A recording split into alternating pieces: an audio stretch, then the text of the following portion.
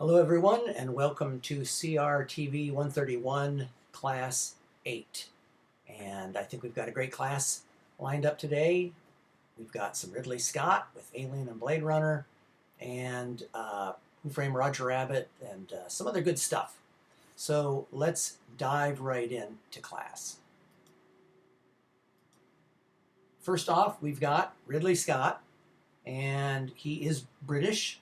And he began in advertising, and I think that accounts for the care that he takes with the cinematography. I've always been impressed with the cinematography, the look of all of his films, even if I don't care so much about the subject matter. I really like the general look of his films.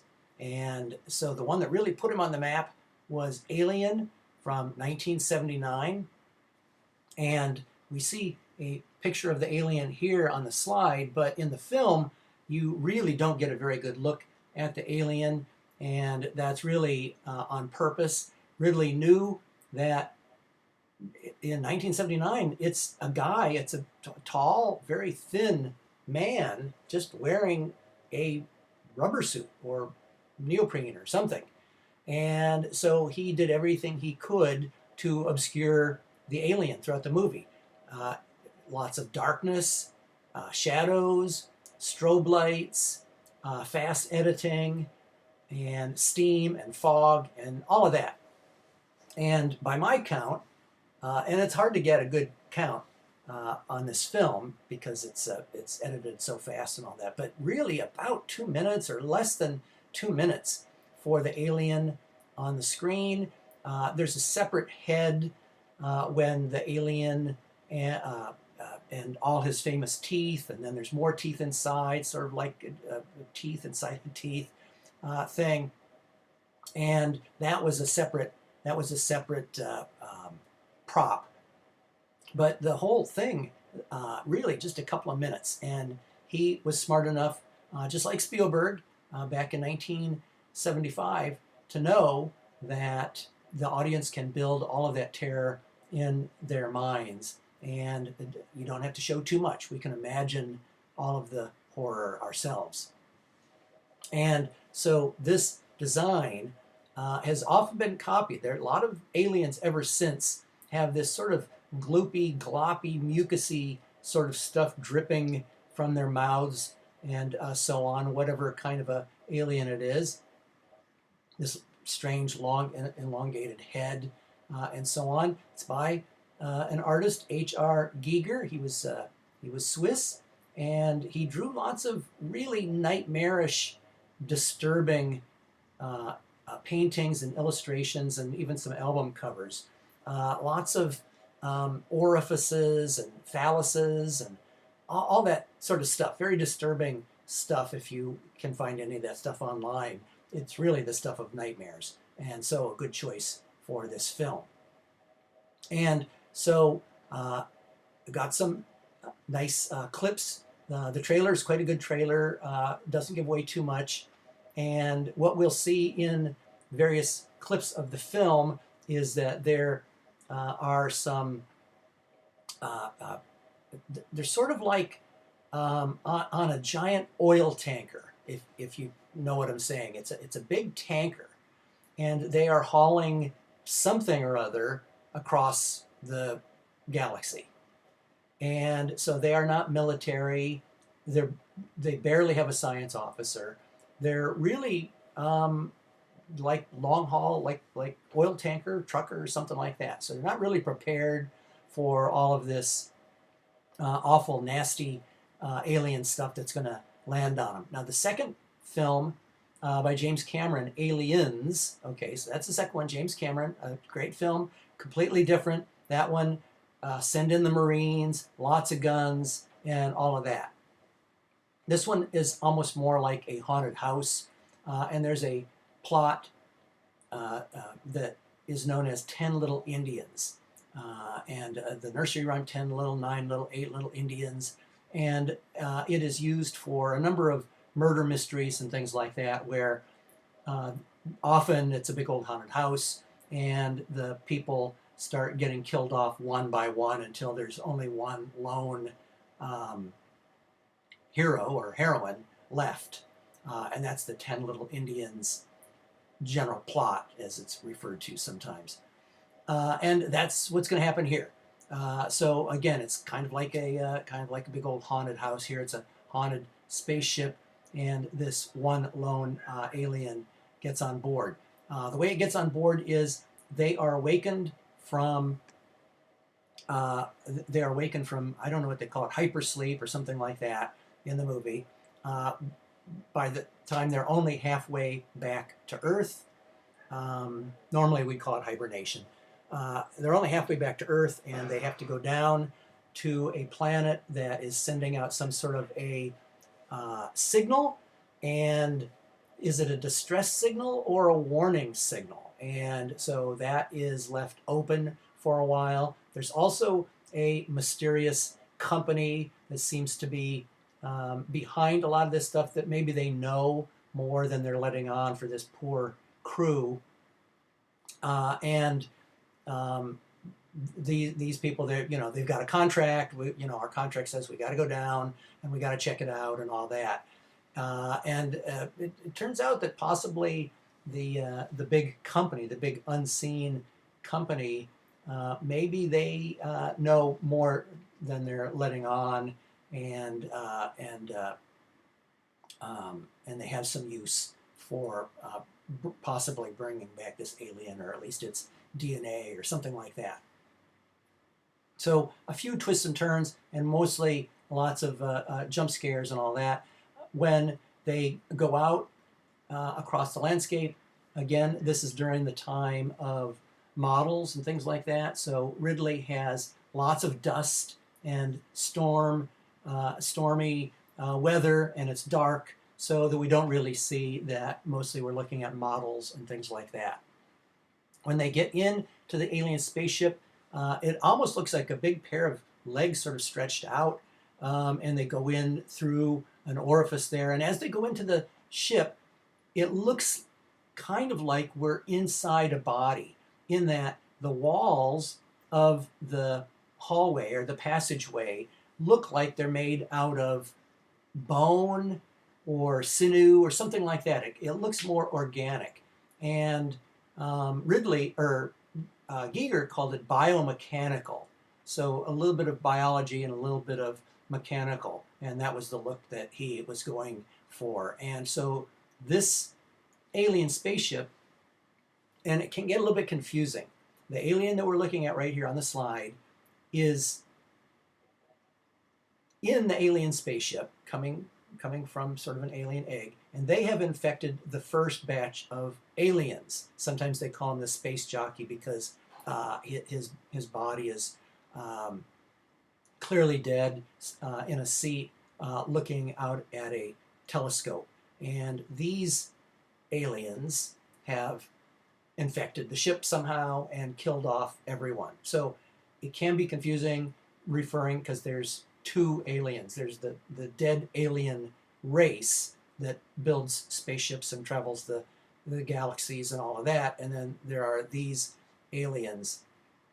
And over the last few years, Ridley's gone back to do some prequels to explain a little bit about where they came from, some backstory and all that.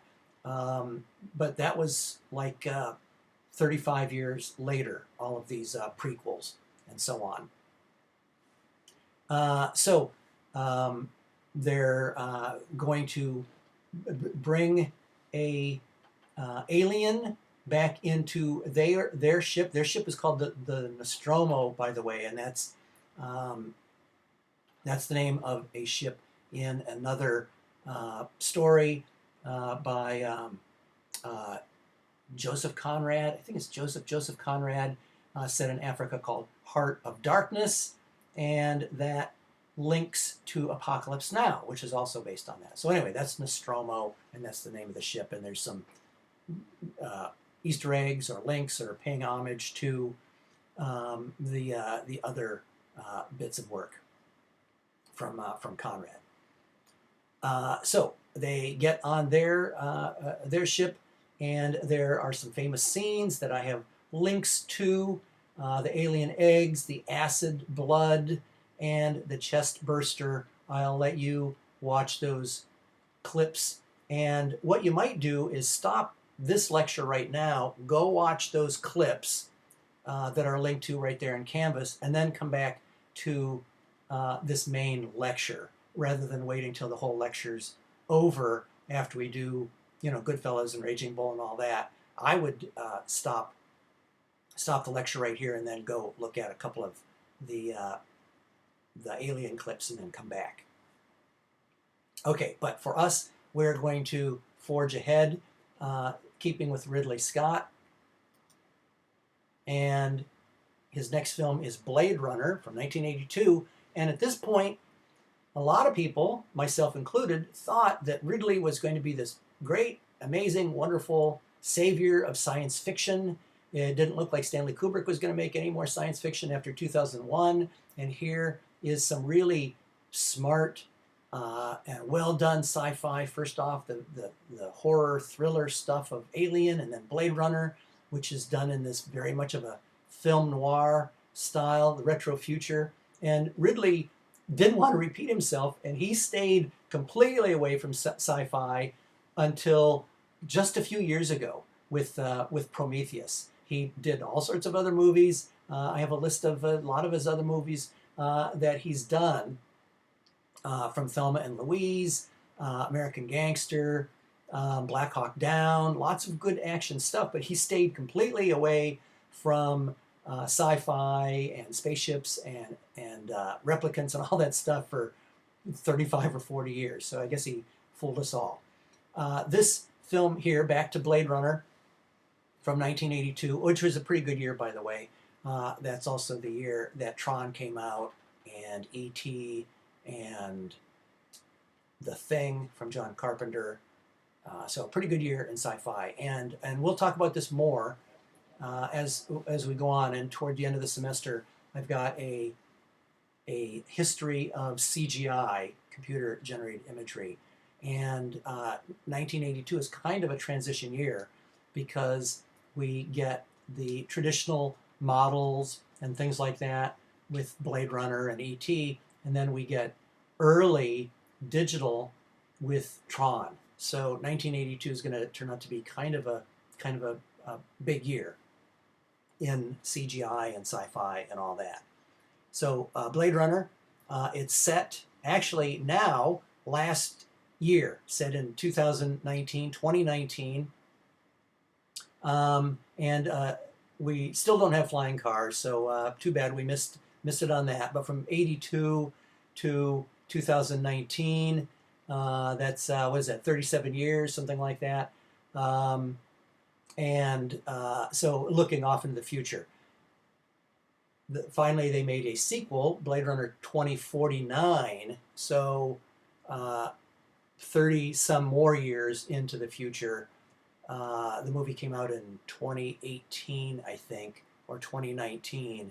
So 20 more years off into the future.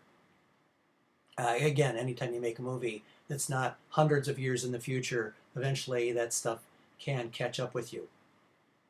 I remember when on my newsfeed, when the day that Back to the Future, when they went on the second film Into the Future, it was 2015.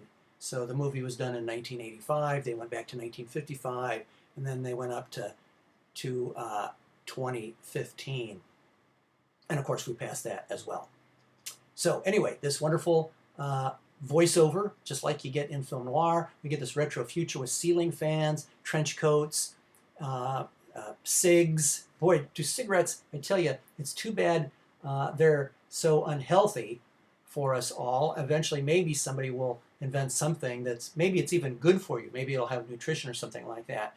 Because as awful as cigarettes are to our lungs and everybody else's lungs and all that, they sure do look cool on screen. And this shot right here is a great example. They just photograph so nice, and you can understand why everybody was using, smoking cigarettes and so on back in film noir from the 1940s and so on. So anyway, fingers crossed they'll invent a healthy sort of a cigarette for us all to be able to photograph and not have to set our movies in the past in order to have people smoking cigarettes. So this is one of the very first films to have a director's cut, and it was re-released in the 1990s, and for DVD, I think DVDs were out. Yeah, DVDs were out in the early 1990s, and he dropped voiceover and changed the ending. And I'm not altogether sure that he made all great decisions. The voiceover let us know some stuff that we would have no other way of knowing. No other way of knowing. Unless we listen to the voiceover, we don't know that the Harrison Ford character was married and divorced, and that he understands this slang language, and that one of the guys is racist, and there's a whole bunch of stuff that we would really have no way of knowing. On the other hand, the ending makes no sense. So the setup is this Earth of 2019, as seen from 1982, is a dystopian future, and they don't really tell us, but the rain is some sort of an acid rain. Most people that are healthy and have enough money have left Earth to go off-world, and we do see advertisements and things like that, exciting off-world. Of course, we don't know, maybe off-world is really awful too, and it's just advertising telling everybody to go off-world. But the concept is that only people left on Earth are either physically defective somehow. Few people would just choose to stay on Earth, and then poor people, and mostly that's what we see are lots of, we assume to be poor people wandering the streets in constant rain. And again, here in Southern California, we think all this rain, maybe that's great, maybe the future is a good future, but as we find out, especially in Blade Runner 2049, the rain is a kind of an acid rain, and you wouldn't want to really be in it. So the ending, the original ending, the U.S. theatrical ending, some of the characters, the surviving characters, get in a car and they go driving, what looks to be up the coast of California or Oregon or Washington. We see pine trees and moss and all that, and that makes no sense.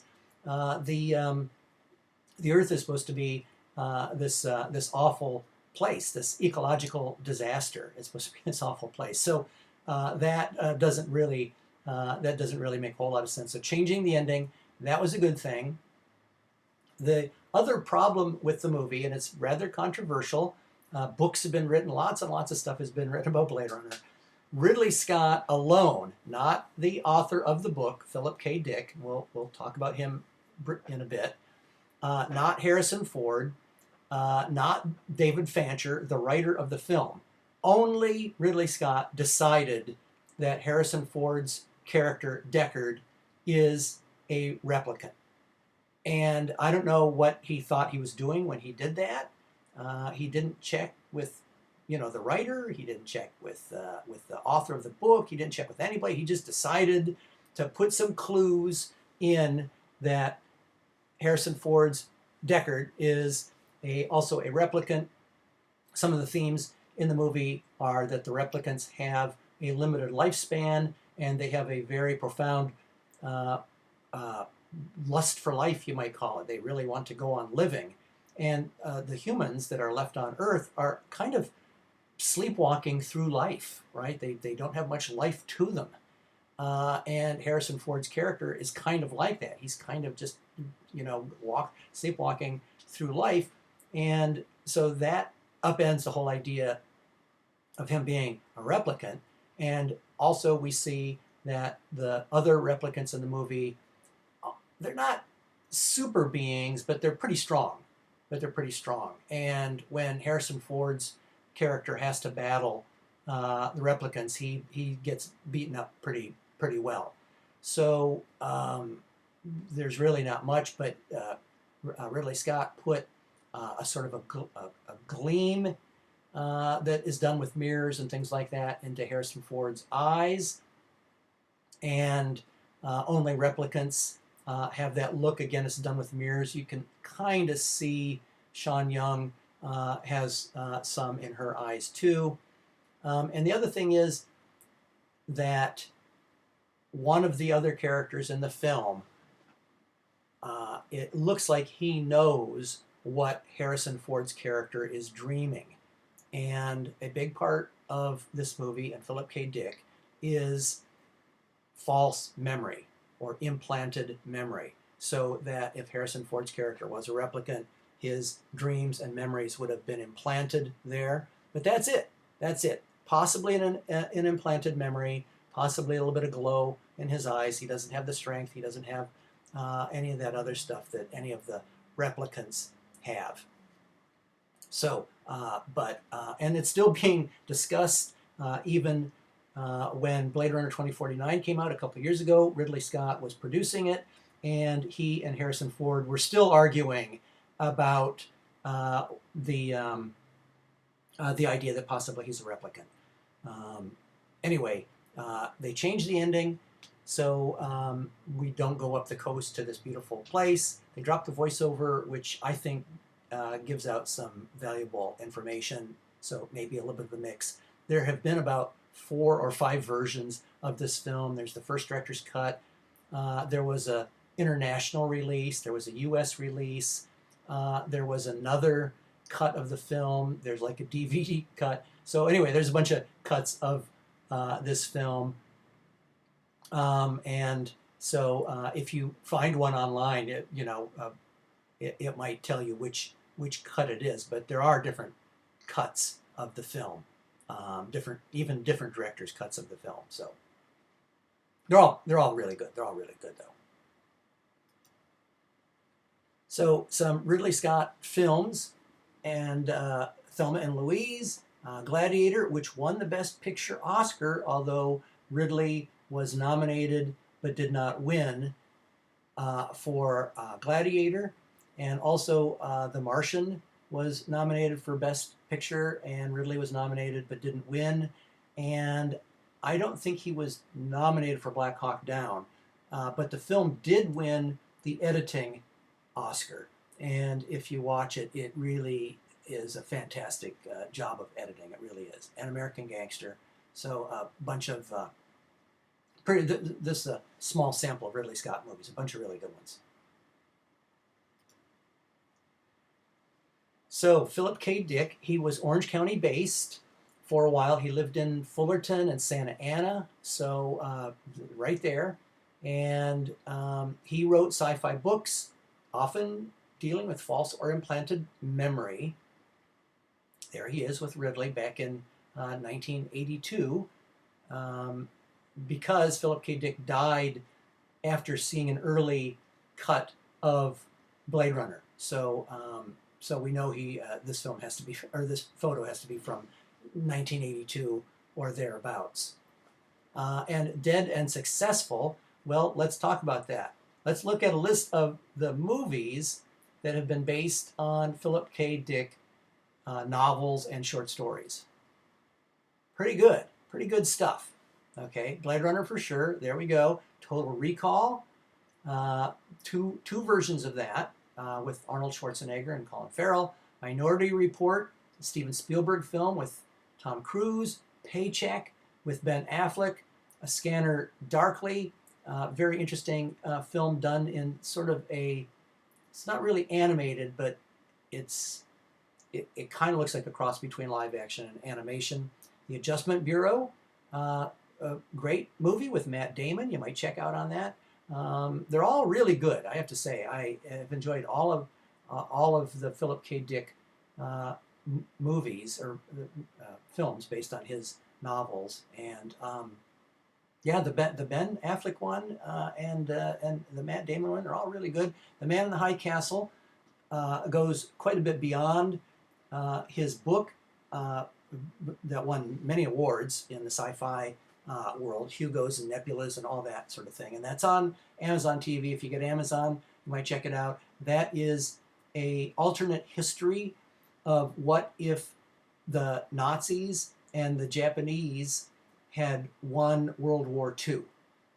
And the Nazis develop the atomic bomb before we do. Washington, D.C. is bombed. And so now America is ruled from the East Coast to the Rocky Mountains by the Nazis, and from the Pacific to the Rocky Mountains by Imperial Japan.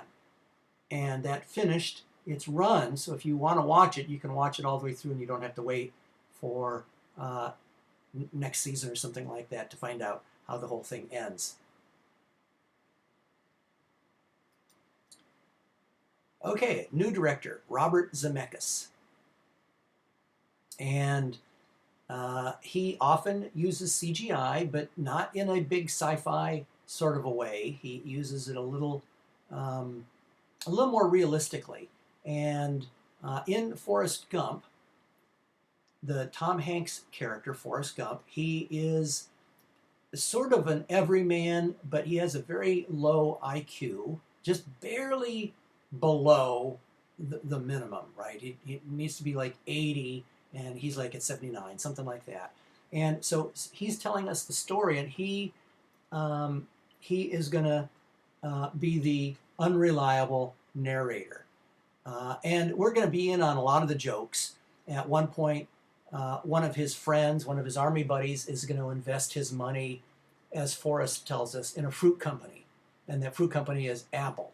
And of course, we're on the joke. We know that it's Apple Computers, and he's going to get very rich off of that. So there's a lot of those sorts of jokes and things that we in the audience are going to be in on, that Forrest is going to be rather unreliable telling us about it.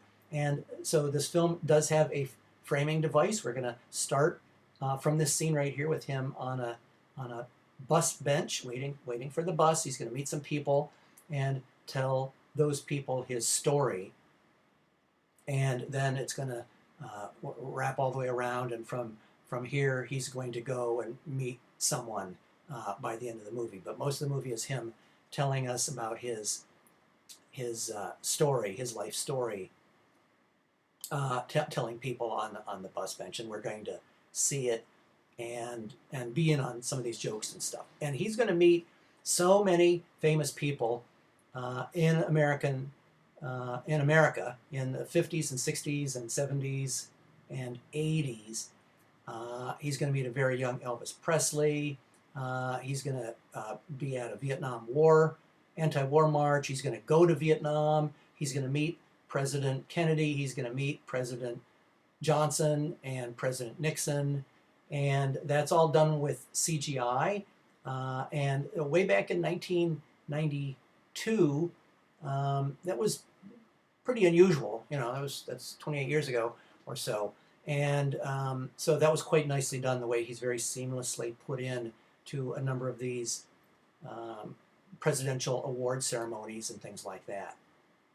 And a really nice soundtrack, starting with Elvis and rock music from the 1950s, and going through the classic rock anti-war stuff from the Vietnam War era and on forward, and up to the AIDS epidemic of the 1980s and 1990s. So it won the Best Picture and the Best Director for Zemeckis, and Tom Hanks for Best Actor. So I have a link to some Forrest Gump stuff. Check that out. It's a lot of fun.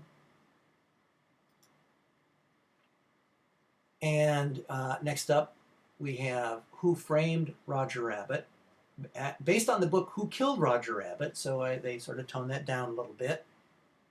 And this is just repeated here, the CGI and the list of movies. Back to the Future, of course, a big hit, plus 2 sequels to Back to the Future with Michael J. Fox. So that's Robert Zemeckis. Okay, so he had a pretty big hit with that.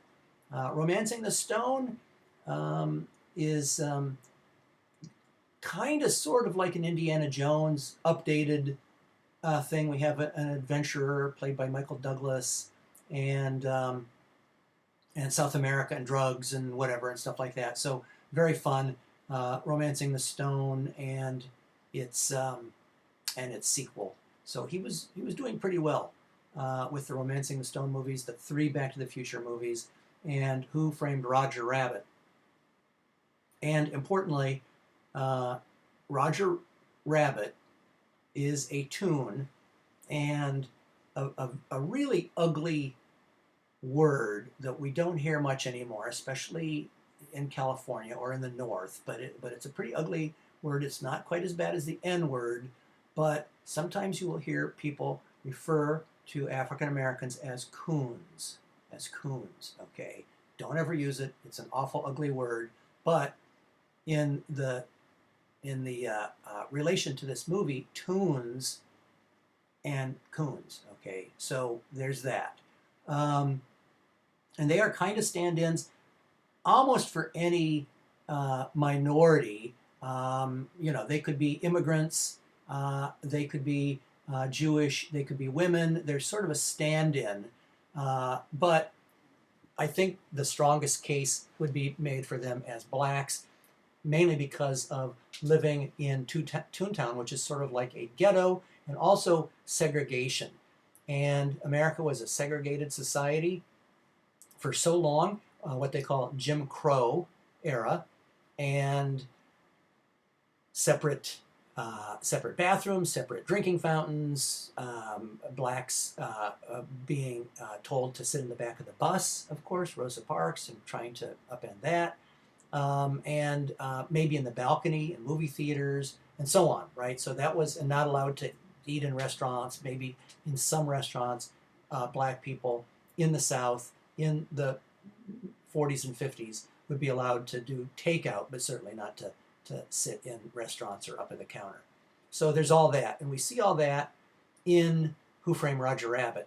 The other, and there's a nightclub scene, and in the nightclub, our detective is told, tune review, strictly humans only. And that's the way it was for a lot of African Americans that would be performing in nightclubs and even in Las Vegas. They could be entertainers and they could be servers, but they couldn't be in the audience.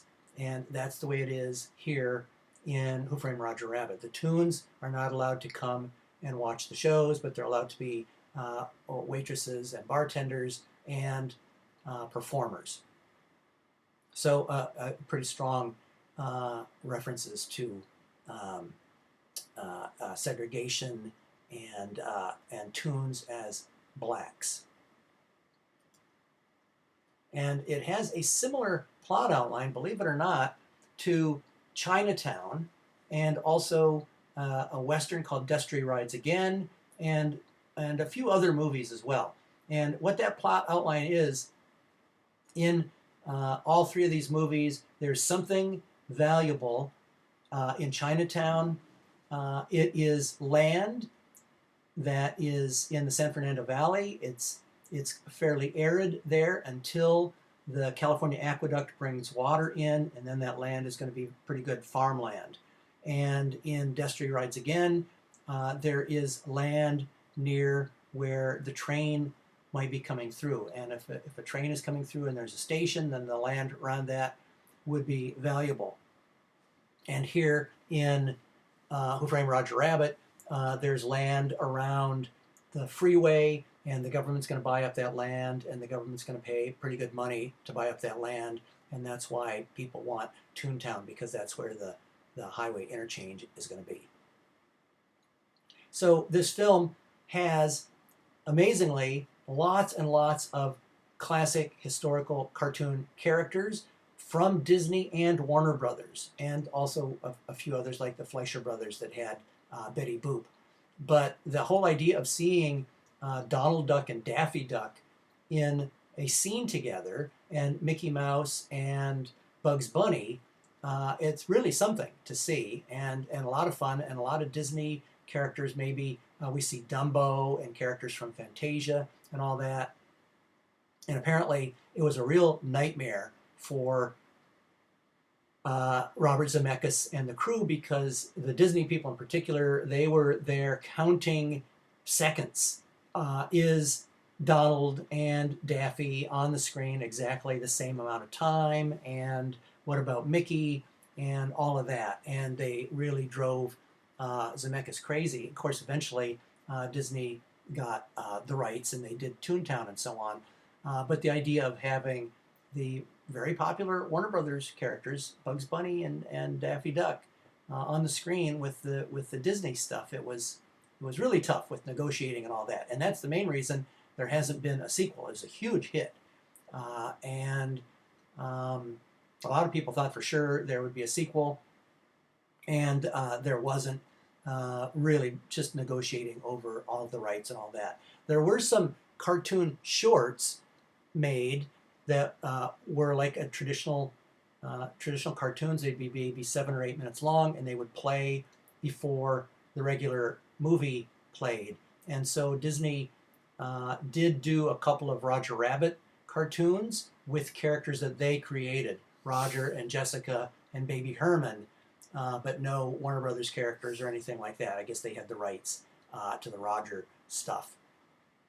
So there are a couple of those they would play before, like kids movies like Goonies or something like that. I can't remember which ones they played in front of, but there were some Roger Rabbit cartoons.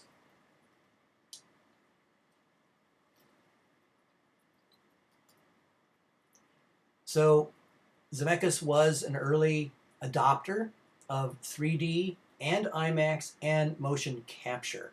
So we'll talk about that later when we do our CGI discussion. But going back to the Future and Who Framed Roger Rabbit and some other films, he was pretty up on the CGI and the technology and all that kind of stuff. Next up, back to Martin Scorsese, or Scorsese. Apparently it's pronounced both ways. I have heard voiceover documentary people whom you would think would be told the correct way to pronounce his name, pronounce it both ways. So Scorsese, who knows? Anyway, he was part of the film school generation, the same generation that George Lucas and Francis Coppola and Steven Spielberg and some other people were part of. He went to New York University, pretty good film school there. He taught for a while there, and many, not all, but many of his movies have been set in New York City, East Coast, that area. Gangsters. Not every single movie with gangsters, but even like Raging Bull, it's set in that world, that milieu, with nightclubs and that sort of thing, and gangsters sort of on the periphery. And that's how he finally won his coveted directing Oscar. And we'll get up to that. Okay, there we go. And these are the movies that he made with Robert De Niro. Mean Streets back in the 70s. We talked about Mean Streets a little bit already, and Taxi Driver and Raging Bull. And Goodfellas. And I have some nice clips for you to watch from Goodfellas that is done in the first person with voiceover. As far back as I can remember, I always wanted to be a gangster, I believe, are the first words in the movie. No, they're not the first words in the movie, but pretty early in the movie. Casino, not set on the East Coast, but set in a casino in Las Vegas. And The Irishman, that just came out on Netflix. Kind of controversial in that it didn't really have a theatrical window. And we'll talk about theatrical windows, but a theatrical window is how long does it take a movie to go from theaters to home, and it didn't have a theatrical window. So Goodfellas, with 3 classic gangsters, didn't look like they brought Ray back for The Irishman, unless he has a small part. I can't remember if he has a small part in The Irishman or not. But we get Robert De Niro, Joe Pesci, and some classic scenes. Do I Amuse You? There's a wonderful scene that I have linked for you of Ray Liotta's character, who is a central character, by the way. He is taking his girlfriend on their first date, and instead of waiting in line like all the other schmucks in New York City to get into the Copacabana, the famous nightclub, they go in the back through a back way and through the kitchen and some hallways and all that. And Ray's character is giving these people $20 here, $20 there, a door guy and the cook and whatever, and he's giving them all 20s and stuff like that. And there's a funny scene. She says, "What do you do?" And he says, "I'm in construction." Anyway, some really nice scenes, and there's a scene centering on Joe Pesci, so you'll enjoy those. Okay, I alluded to Scorsese winning the Oscar, but he didn't win the Oscar with the De Niro movie. He won an Oscar for a Leo DiCaprio film, The Departed. Not The Wolf of Wall Street, but The Departed won Best Picture and Best Director Oscars back in 2006. He's been nominated for all those movies, I think. Let me see. Gangs of New York, yes. Aviator, yes. I'm not sure about Hugo and Silence, though. But Wolf of Wall Street, yes, also nominated for those. I've got a great scene for you to see from The Wolf of Wall Street, based on a real-life character, Jordan Belfort, who was a Wall Street broker and a money-hungry kind of a guy. Leo does a fantastic job. I'm not sure, this isn't maybe his best performance. Also, I thought The Aviator was quite good. He's playing Howard Hughes, and I know he won his Oscar for The Revenant, but I think he's got a couple of other performances that are better than The Revenant, including he's good in The Departed too. He's really good working with Scorsese. So anyway, Wolf of Wall Street, very funny stuff. First person, voiceover, break the fourth wall. So we've got that stuff too. Okay, and this is kind of, the craziness at this brokerage firm, that scene behind him. So I think that's a scene from a movie. Yeah, there's a monkey and everything.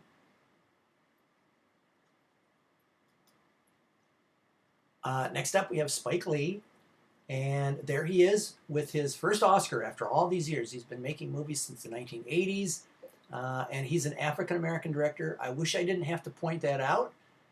But there are so few in this class and in the textbooks and in the business that anytime we don't have a white male director, we are going to point out, oh, look, there's a female director. Oh, look, there's an African-American director. Oh, look, there's an Asian director, because it's so unusual. So someday will come when we don't have to point that out. It'll just be, oh, okay, it's just a director. What's the big deal? But in the meantime, yes, we have to point that out. And Spike has taken on that mantle. Many of his movies deal with theme of race and being black in America. So those are really his best films. Let's take a look. Do the Right Thing is the one that probably still is best known film and highest regarded film. It's set in one very, very hot day in a neighborhood in Brooklyn, New York, and a wonderful cross-section of people from not just the African-American community of young people, young men and women in their 20s, but also some older African-Americans and middle-aged and older and Asians and whites also. So he does a nice job of a cross-section and not just zeroing in on one segment. And we see even in the black community that the middle-aged men, they're not real happy with the way some of the young people are presenting themselves and all that. So we see even a little bit of division there, and that's pretty insightful coming from Mr. Lee. Malcolm X, the famed civil rights leader, Jungle Fever, School Days, African American schools, historically black colleges and universities as they're known,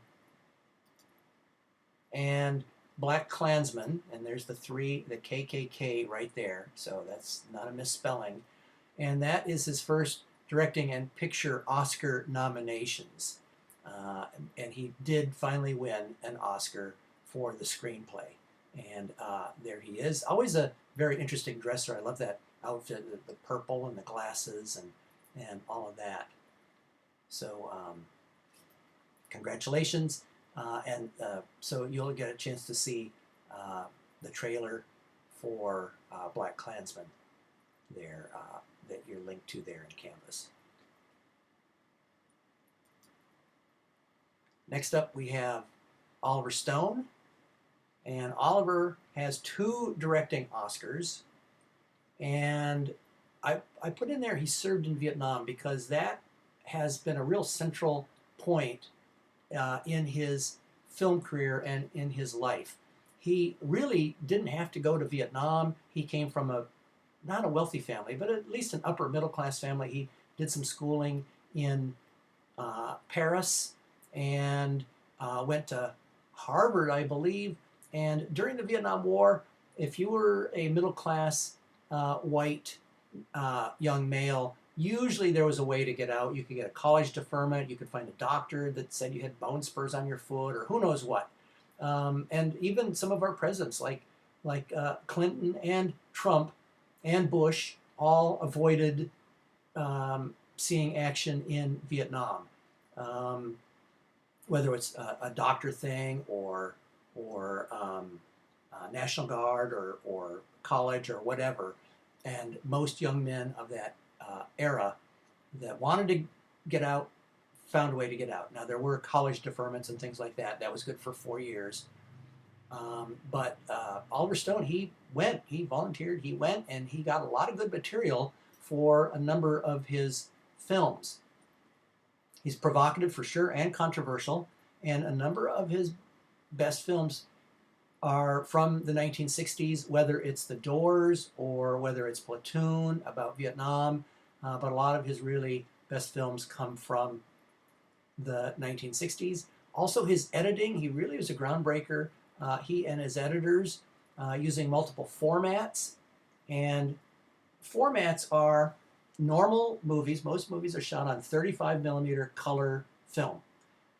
And so he's going to mix 35 millimeter color film with 16 millimeter black and white film, with Super 8 color film, which looks quite a bit different, with video and so on. So he's going to really chop this stuff all up. He's going to take all these films and put it in a meat grinder and chop it all up. And you'll get a chance to see some links that I have for you to look at him and his different formats that he uses.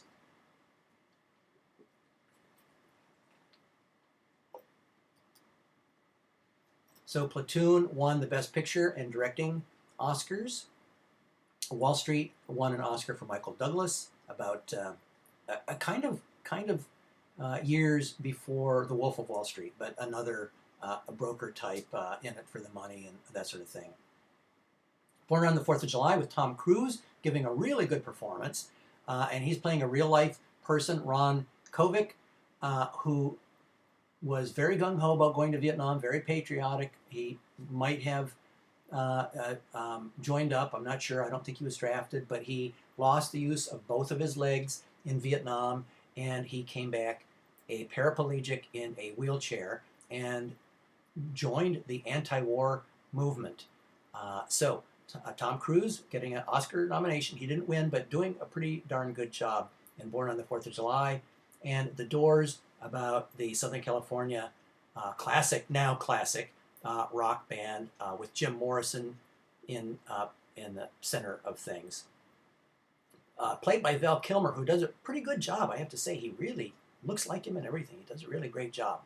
So some good stuff from Oliver Stone. JFK from 1990 did win the editing Oscar. And when you look at the clip from JFK, you're going to see that, like, wow, this thing is just all over the place. And this is before music videos were doing that and some other stuff. So it was really leading edge. And he was really pushing his editor. No, more, faster, faster. And we see that style, the handheld, the herky-jerky, the documentary-like look coming all the way through the 90s and the 2000s, and that fake documentary look and all that. And I think I think Oliver was kind of a leading force in that. I won't say he's the first, but he definitely was on the leading edge of all of that.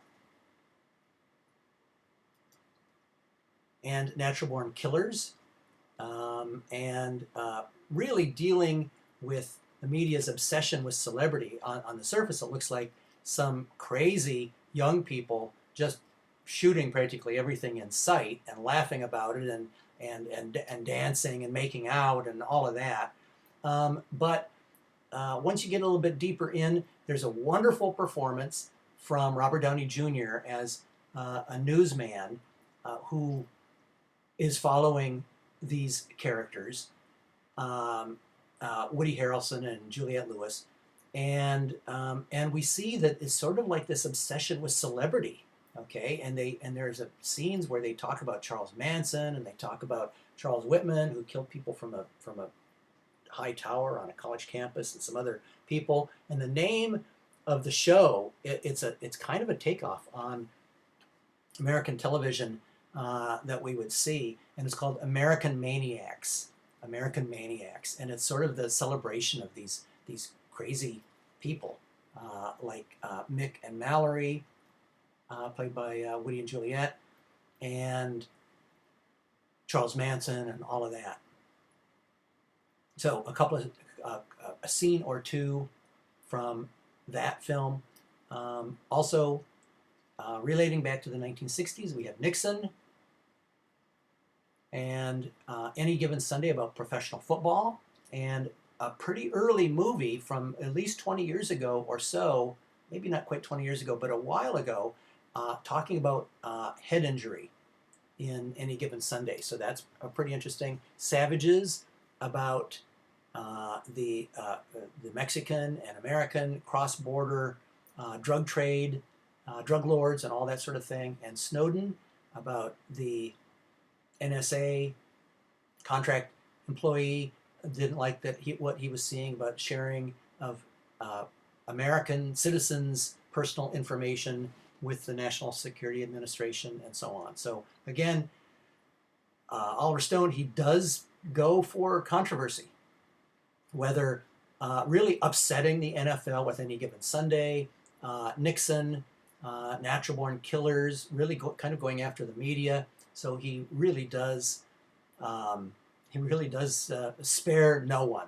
He really spares no one, and his movies are a lot of fun. Right now, even though he's won 2 Oscars, he's still, or not still, but he has trouble getting funding for his movies. He can do these sort of low budget type movies, low-ish budget type movies, but he won't be able to do any big JFK type movies or anything like that, the way he's been as controversial as he has. So a lot of really interesting directors here as we get closer and closer to the present day. So there we go. There's my picture. That means we're pretty much done. The links, I think, are pretty good. And as always, I encourage you to dig around. You don't have to just watch the clips and the links that I provide for you through the Canvas in the class. You know what it's like on YouTube, right? Go down the rabbit hole, start digging around, see what's interesting about Goodfellas or Blade Runner or something like that. And don't limit yourself to just the ones. I think I've done a pretty good job of finding some good clips for you, but don't limit yourself to those. Have a little bit of fun if you have some time off, and and roam around in YouTube and enjoy yourself. And as always, I hope you've been taking notes through the class, just like our regular classroom classes. The tests will be based on the PowerPoint lectures, so you are going to need the PowerPoint slides. Luckily, it's right there archived for you, so you can go back anytime you want or hit pause or anything like that.